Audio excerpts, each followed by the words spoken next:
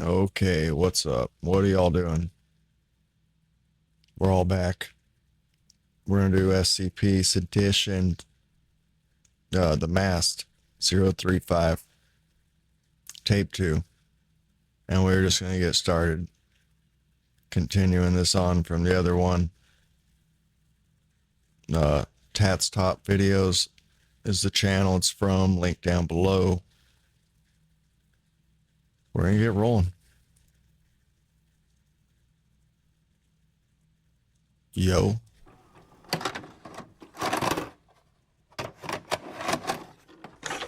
Last one was awesome. I expect this to continue with that.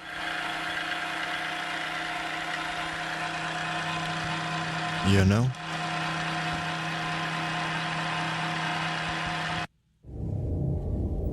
These are the hands of an artist. Calluses, hard worker, shows vintage. He was a person once. Now who stopped seeing him as one first? You consider people like him property. At least they live through me. For as long as they last. I'm not here to argue with you. Now could you please answer my previous question about 001? I appear to be in a more agreeable mood. Why not? So? Well, which one? I understand there's about, 20? So what am I to say? How am I to know which one is the real Slim Shady? The real what now? What? Who? Teething problems. Anyway, here's my point. Why ask my opinion if only one of them exists? Or two? Or heck, maybe even none at all? What if they're just a ruse to keep people from knowing what the real 001 is? That's what I would do. That's an interesting theory. I'm right, aren't I? Come on, you can tell me. I think we've said all that needs to be said. That is an interesting theory for the What do you think about 001s. humanity? In all honesty, I find humanity to be the greatest source of entertainment. Really? We're like a show. What is it about us that you find so compelling?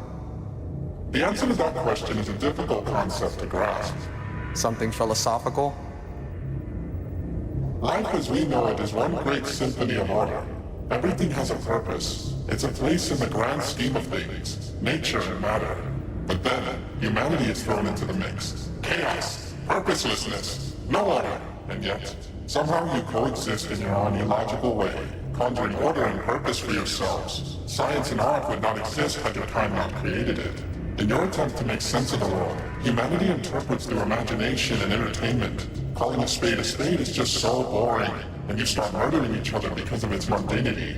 I see what you're saying. It's essential to your sanity. With no lens to hold it up to the world, you become fearful of it. You wind up having another day massacre. A single anxious, powerful woman caused a riot that lasted 27 days. All thanks to a little reality intruding on her life. Of course, I may have had a small hand in events. We're one hell of a playset to you. We're all playing things to something or someone else. Don't believe that I was never someone's toy too. Don't feel so victimized. It's only human. Humanity is easily manipulated.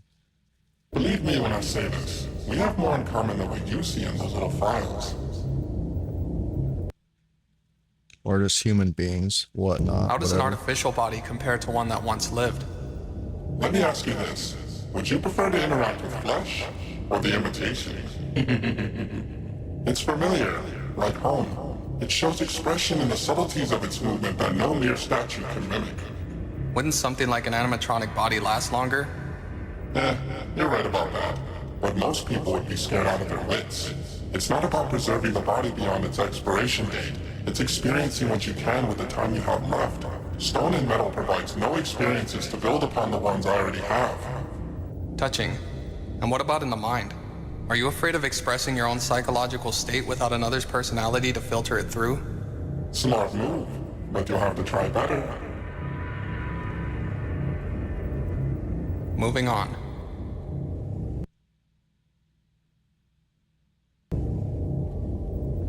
What is your purpose?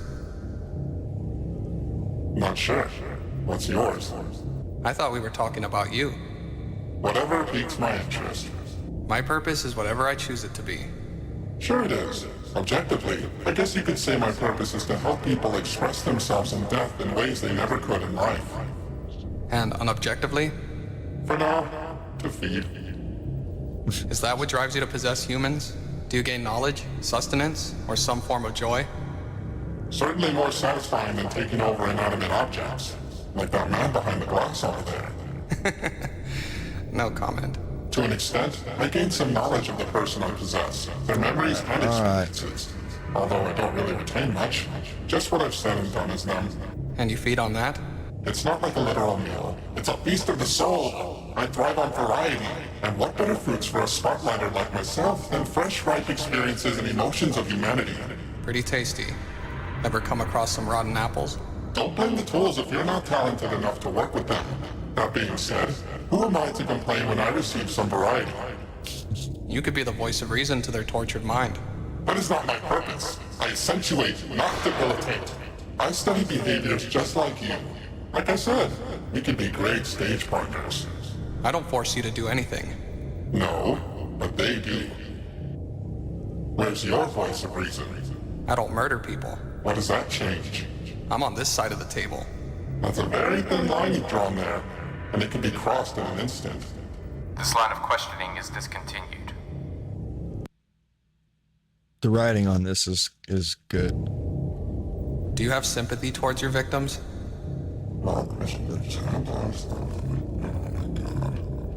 Zero Showing the showing the intelligence of Is the this damn upsetting? mask. Question, damn it!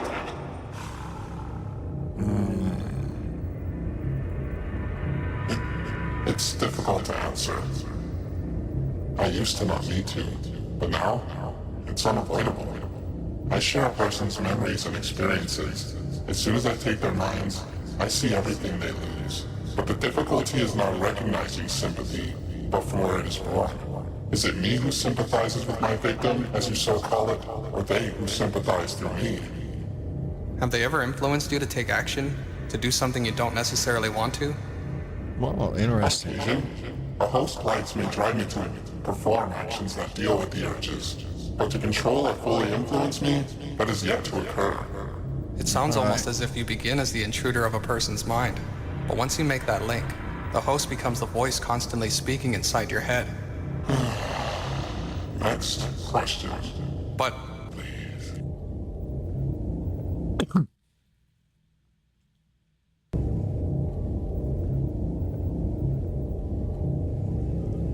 So, go ahead.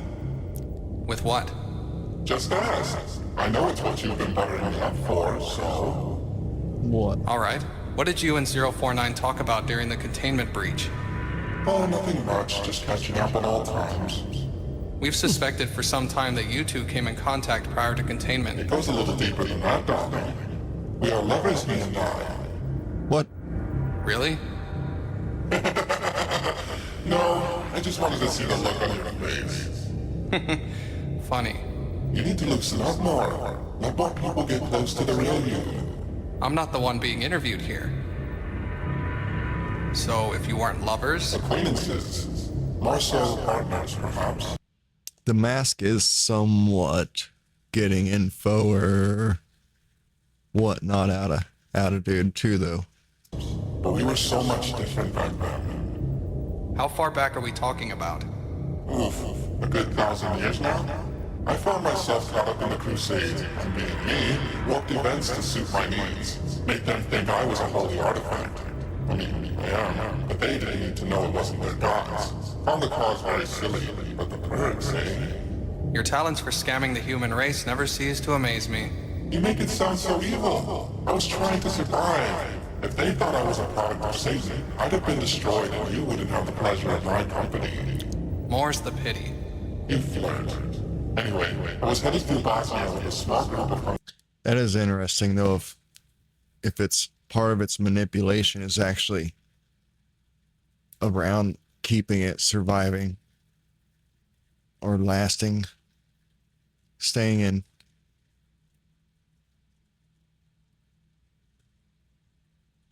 an area that it could be used or found by people easily. Hungarian soldiers. They had just won a foothold and we were taking some trinkets back across the border. So much for reclaiming the Holy Land.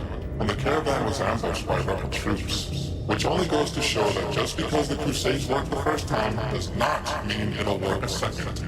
I only found out later that Hungary was pushed back across the border. Later? When the trinkets were reclaimed, I wasn't picked up. Seems to be difficult to influence people when they're afraid for their lives. And so I was left alone in the wilderness. Dramatic, really. Very calming. How did you get someone to find you? I did. 049 found me all on his own. By this point, he had another name. Funny though, I can't seem to recall it. He emerged from the light like a savior from above. Somehow he knew I was alive, and he could feel my energy. Did he put you on? Yes, but we weren't linked like I had been with other hosts. So it could be lost, or not necessarily lost, but lost for infinite periods of time if it doesn't have something close enough that it could persuade to put it on, or at least be within range to find it.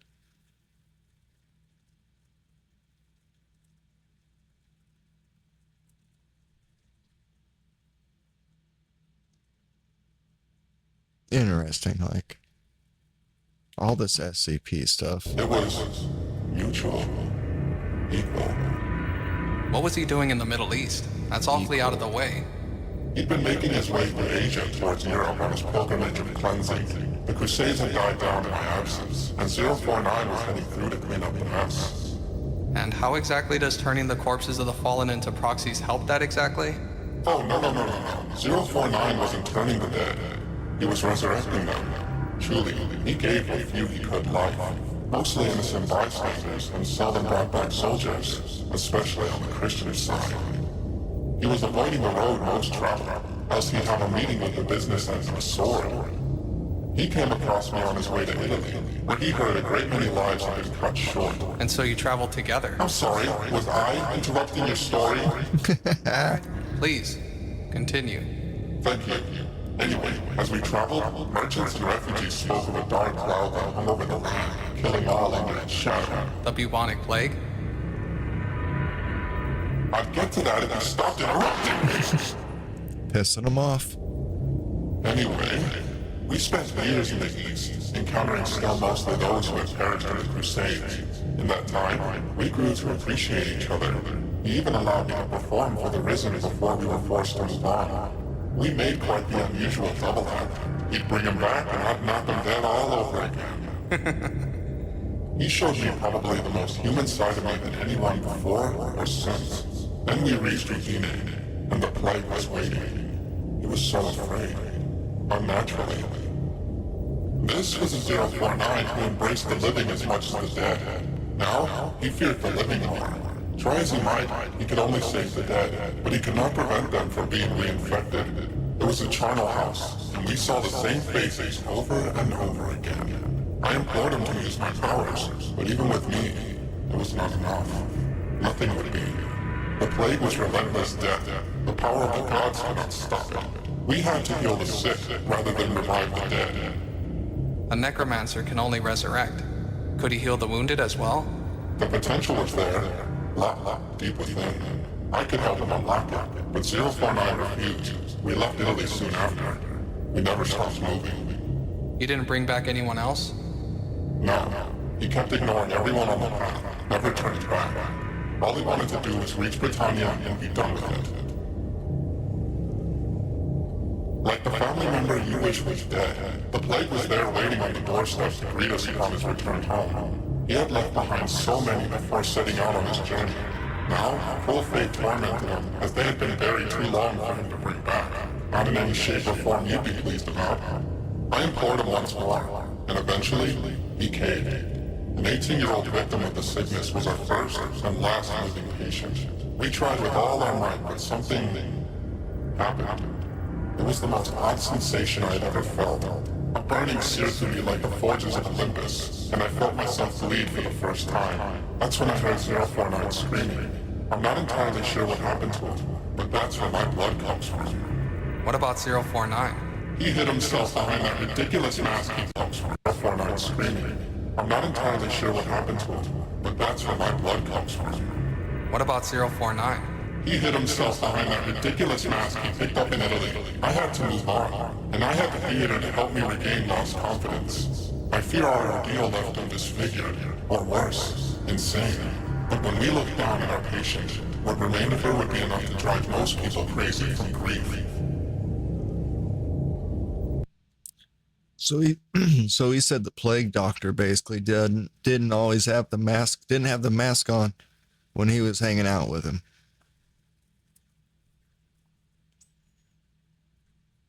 All right.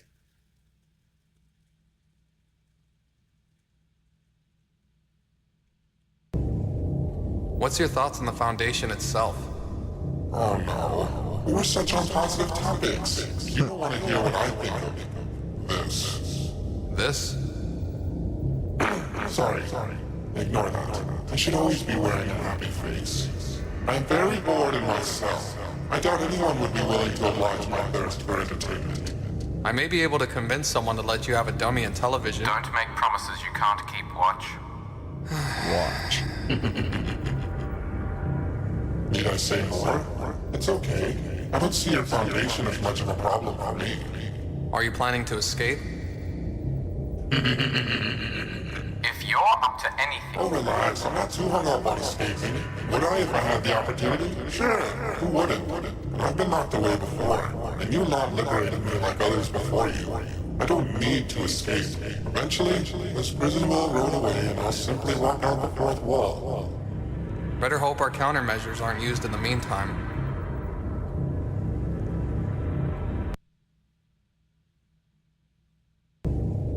What would you do if you were to be free of this place? That's a lot of possibilities. Feel free to list a few. He'd go people watching, I'm sure. He seems very, very social and very much wanting to be kind of center of attention type of a personality. Putting on a show. He liked to have people hearing him speak, it seemed like. Definitely didn't like his story being interrupted. So yeah, it's gonna go people watching. It's gonna go like the town square. It'd go become a celebrity. Well, in that case, I would love to run my own theater, host a wide variety of plays, opera. I mean, that's old-fashioned, but whatever. I haven't worked hard Celebrity, actor, modern-wise. completely stole my concept for Othello. I wonder if Amadeus ever finished that concerto I was working on. I have so much catching up to do. In that case, I think I'll rephrase my question to, what is your end goal? I'd have some innocent fun and some not so innocent fun. I'm not content with having just one hobby, but even my most malicious plans will only result in a casualty or two. So relatively sensible plans for the human race. And what's wrong with a little bit of fun? I'm certainly not complaining. Damn straight. Us masks get a bad rap. Like that fire guy, what's his name? 2814? Sure. What's that? Crap name. But sure. Fire mask. Always a laugh riot. But is it truly its fault when some bozo with bad hygiene decides to abuse the gifts they've been given against the world? It has its own hopes and dreams, even more innocent than mine perhaps. But it's the people who use us who give us a bad name. That may be true in the case of 2814, but it appears to subconsciously influence some people. As for you, you have complete control over them. I only act on murderous impulses if they are strong enough within my host. Uh-huh, sure.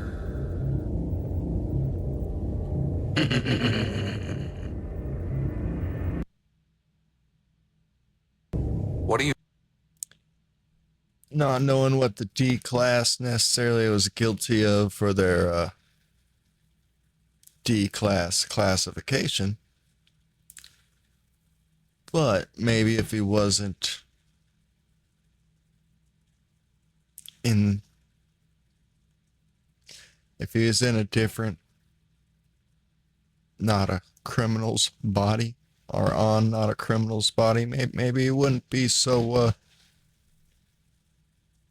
aggressive. Maybe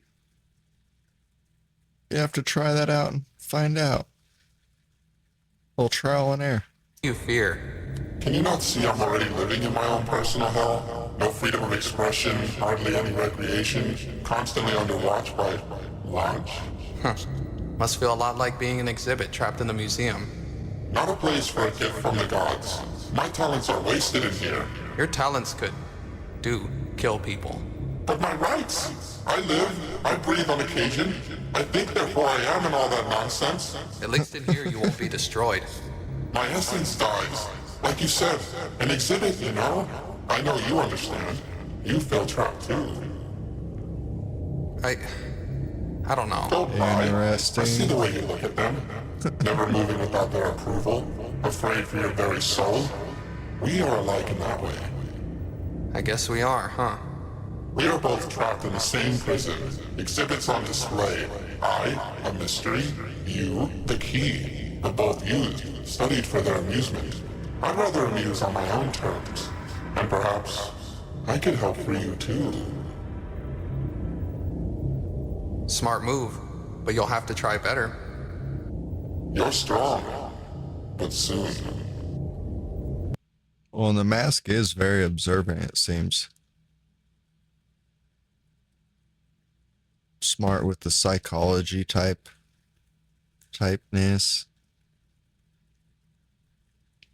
But then it's like, has it always been like that, or has it learned that over all the faces, all the humans it's been on?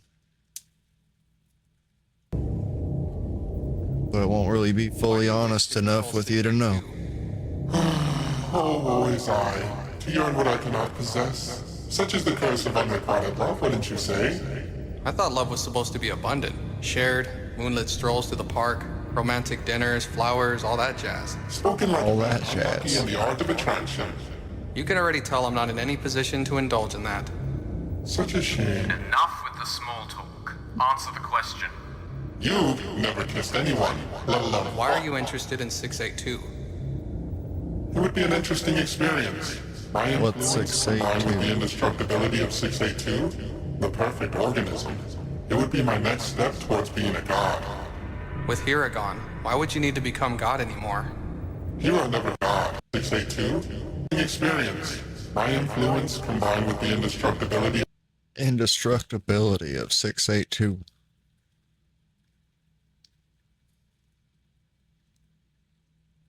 So if he went on something that was indestructible being,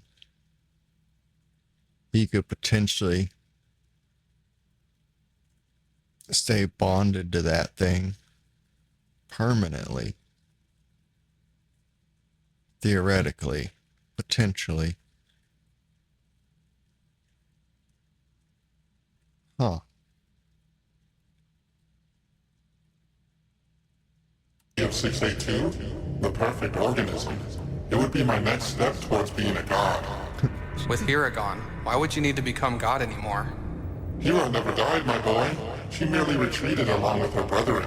I may not have hurt her directly, but my attack on their power struck fear into the gods. They are weaker than ever before, and 682 may be the catalyst for my revenge.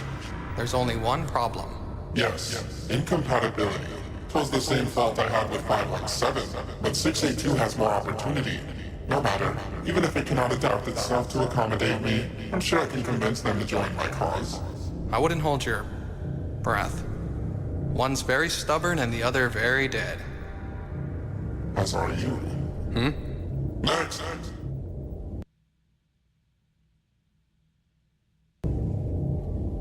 What were you doing in that crypt we found you in at Venice? Drinking margaritas and getting a tan. What the hell do you think? We both know that's not I know, my boy. I'm not as dim-witted as the other tenants here. So what's the story? Will you miss my stories once I'm gone? They want answers, not filibusters. As do I. So direct. No appreciation. No, I'm just not up for being distracted. You've been trying. It enjoys putting on a show or a performance That's for sure. Trying to sidetrack this interview consistently, and frankly, I'm getting tired of your answers. Personality Tell your wise. story. Your audience is growing tired. I'll take that criticism to heart. It must have been around 1848. Or was it 49? Anyway, Venice was quite preoccupied with a slight outbreak of cholera. The decision to travel there was an unfortunate oversight of mine, and the convoy succumbed quite suddenly while seeking treatment. My last host must have been a native of the area, and had the strong urge to return to his family tomb. I doubt he realized he entered the wrong crypt. Poor thing was delusional with fear. And then, all went quiet. I had no one. No one to call for, not even a stray. I was alone. The rest, as they say, is history. Do you remember all of your time there? Vividly. It is an experience I do not wish to recount. I'm sure you can make it interesting. I am growing tired of my unappreciative audience. I allowed you here for my purposes, not yours. Shit. You're poking the bear. If you don't mind, I'd like to go back to... I do. Sorry? You've kept me cooped up in here answering these boring questions all day, and I'm getting very little satisfaction from you. Whatever the case, This isn't your personal circus, 035. You'll do as we demand. Sit up, roll over, play dead, jump through hoops. Make that noise. I'm done being on display. And if you won't submit to me, then I'll take you myself. I think it's time we concluded this interview. Why so anxious, Doc? Afraid of the exhibits? Getting too close, are we? How would you like some first-hand experience? Guards! Get him out! God damn it, get enough of it! Get it now! It's fucked him up then, right? Yeah.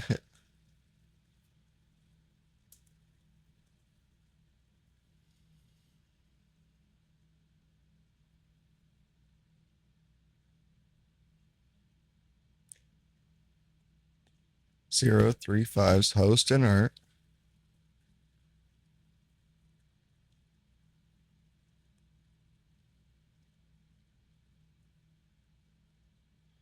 Watch survive the encounter. The subject in question regained consciousness. 11 days of care. Physically and mentally unscathed.